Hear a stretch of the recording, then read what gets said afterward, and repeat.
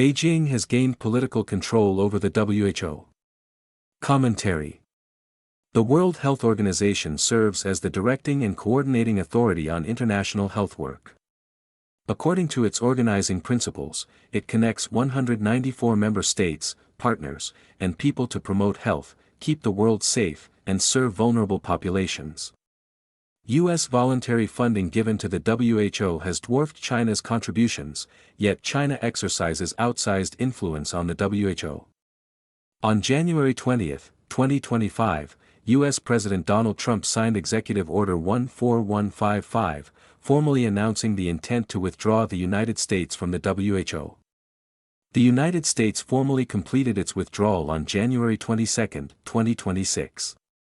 The reasons for the withdrawal included mishandling of COVID-19, a persistent refusal to implement urgently needed changes in accountability and transparency, and an inability to demonstrate independence from inappropriate political influence by member states. Let us examine how, in 4 phases, China came to exert undue influence over the WHO, justifying the U.S. withdrawal. Phase 1: Entry and Early Maneuvering.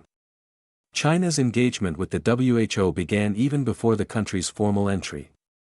Throughout the history of the WHO's relationship with China, politicization has been a key factor and point of debate. In 1972, Communist China replaced the Republic of China as a member of the WHO.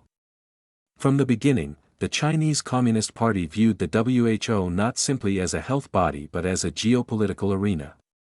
China's Ministry of Health wanted to use the WHO as a political arena to influence developing countries. Even during the Cold War era, there were CCP-aligned figures operating inside the organization. C.K. Chu worked at the Geneva-based organization for 14 years, maintaining close contact with China's embassy in Switzerland. After his retirement in 1963, he returned to Beijing and was immediately admitted into the CCP. Phase 2: The SARS Turning Point and China's Humiliation. The 2003 SARS outbreak represented a critical juncture, and a rare moment of genuine WHO pushback. Then WHO Director General Gro Harlem Brundtland made history by declaring the WHO's first travel advisory in 55 years, recommending against travel to and from the disease epicenter in southern China. Brundtland also criticized China for endangering global health by attempting to cover up the outbreak through its usual playbook of arresting whistleblowers and censoring media. This was the last time a WHO Director General would publicly confront Beijing. According to reports at the time, China felt so stung by this humiliation that it pushed for reforms to limit the agency's power. Phase 3: Installing a loyal Director General. China's response to the SARS rebuke was swift and strategic. In 2006, China helped install its favored candidate, Dr. Margaret Chan, a Chinese national, in the top job. Beijing launched an extraordinarily aggressive campaign to help her win power by canceling debts and doubling donations to voting African countries before the election. The 2006 appointment of Chan as Director General marked the first time China had successfully elected a candidate to the top leadership position of a specialized UN agency. Under Chan, the organization consistently deferred to Beijing's political interests.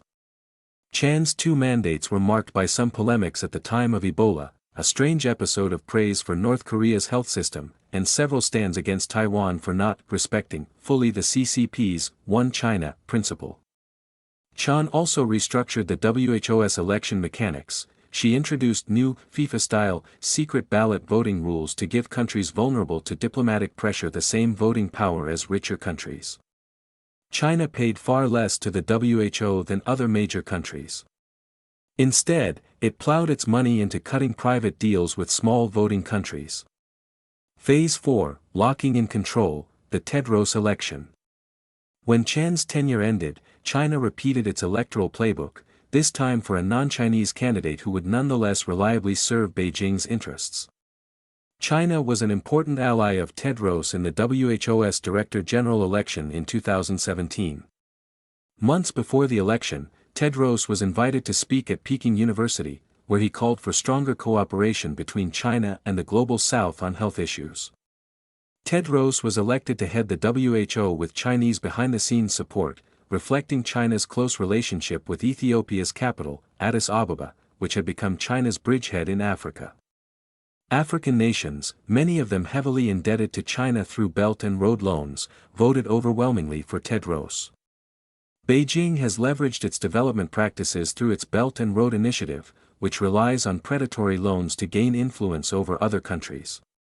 The day after his electoral victory, Tedros confirmed to Chinese state media that he and the WHO would continue to support the One China principle, which recognizes only mainland China as legitimate, and that Taiwan is an inalienable part of that territory.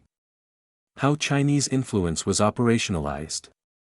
China's leverage over the WHO rested on several interlocking mechanisms. Financial dependence and growing contributions. Countries' assessed contributions had grown by only 3% since 2014, while extrabudgetary voluntary contributions grew by 18%, to nearly $4.7 billion in 2018 to 2019. This dependence on voluntary contributions leaves the WHO highly susceptible to the influence of individual countries. Diplomatic pressure through the Global South. China succeeded in leveraging its capacity to influence the WHO, and other such organizations, considerably in excess of its financial contribution, a testimony to its more concerted and focused approach to multilateral affairs. Structural vote manipulation. By promoting secret ballots and cultivating smaller member states through debt relief and investment, Beijing was able to move votes with relatively modest financial outlay. Belt and Road Health Diplomacy. In January 2017, China signed a Memorandum of Understanding with the WHO for cooperation on the One Belt, One Road initiative. In contrast, the United States has invested over $100 to $130 billion in the President's Emergency Plan for AIDS relief since 2003, delivering targeted HIV/AIDS support in Africa and elsewhere. This bilateral approach often achieved strong results by operating with direct accountability outside heavier multilateral bureaucracies like the WHO. Significant pro-CCP decisions by the WHO and the consequences. Beijing has gained much through its political capture of the WHO.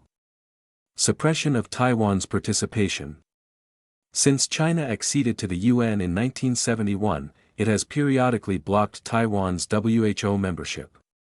From 2009 to 2016, China allowed Taiwan to join the World Health Assembly as an observer. After the election of President Tsai Ing-wen in 2016, cross-strait relations chilled, and China blocked Taiwan's future participation. This exclusion had catastrophic public health implications. Taiwan's health officials warned the WHO of the possibility of human-to-human transmission of COVID-19 in the early days of the outbreak. Taiwan was frozen out of emergency meetings and briefings despite having one of the world's most effective pandemic responses. Knowing this, the Trump administration sent Health and Human Services Secretary Alex Azar to Taiwan in August 2020 to better understand Beijing's mishandling of the pandemic and hone domestic responses. Delayed declaration of COVID-19 emergency. As the coronavirus spread beyond its borders, China's leaders successfully lobbied the WHO not to declare a public health emergency of international concern. Soon after this disastrous decision, the CCP blocked a WHO team from investigating the pandemic's source and China's response, in violation of the international health regulations. Endorsement of China's false early narrative, WHO's failure to recognize proven human-to-human contamination, going along with China's refusal to admit human-to-human transmission, despite strong and persistent indications to the contrary, and alerts by Taiwanese health officials, contributed directly to global delays in response. Lavish praise of China's transparency. The WHO Director General thanked Xi Jinping for his detailed knowledge of the outbreak and said that China was setting a new standard for outbreak control, this despite the month-long delay in responding and the cover-up that included punishment of whistleblower doctors. Delayed pandemic declaration. The organization refused to declare a pandemic until March 11, by which time 114 countries had already reported 118,000 cases. These decisions had global consequences, as WHO guidelines are followed by countries and private actors who base, and later justify, their actions on those guidelines. Endorsement of traditional Chinese medicine. the organization endorsed traditional Chinese medicines that are scientifically unproven, including them on its official list of remedies, following extensive lobbying from Beijing. Obstructed COVID-19 origins investigation. When the WHO produced a report evaluating the possible origins of COVID-19, it became evident that the entire report was nothing but Chinese propaganda. The former head of the National Institute of Allergy and Infectious Diseases, Dr. Anthony Fauci, himself stated there were considerable concerns because of a lot of restrictions on the ability of the people who went there to really take a look. Concluding thoughts. The CCP's approach to gain control of the WHO was calculated and methodical: entry through UN, displacement of Taiwan, placement of sympathetic personnel over decades, exploitation of the organization's financial vulnerabilities, debt diplomacy to control developing world votes, and installation of compliant leadership. The result was an organization that, at the most critical moment in living memory, delayed global response to COVID-19 by repeating information from Chinese authorities, ignored warnings from Taiwanese doctors, and was reluctant to declare a public health emergency of international concern. The WHO's institutional credibility has never recovered.